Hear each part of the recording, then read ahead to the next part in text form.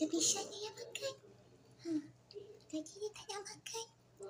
Cebisan makan sebab dulu pun Cebisan memang suka makan ayam ni betul. Pandai cucu nenek, yang ni tak pandai.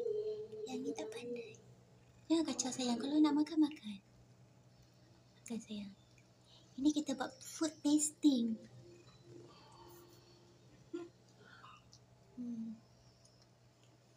Kita buat food tasting.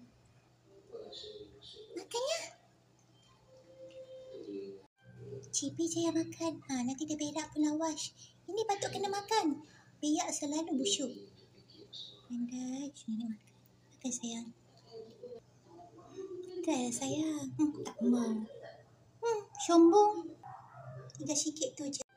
Dah makan juga, ingat tak nak makan situ. Alhamdulillah. Kalau suka nenek buat selalu sayang.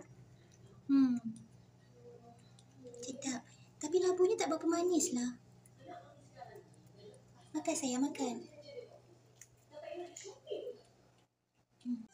First time makan labu. Hang pun dah macam labu dah perut tu. Tengok tu. Dah macam labu dah.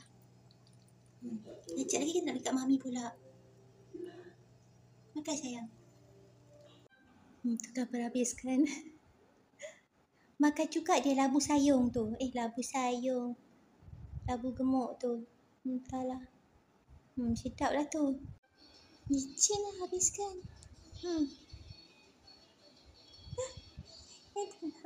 Pandai Cibi makan.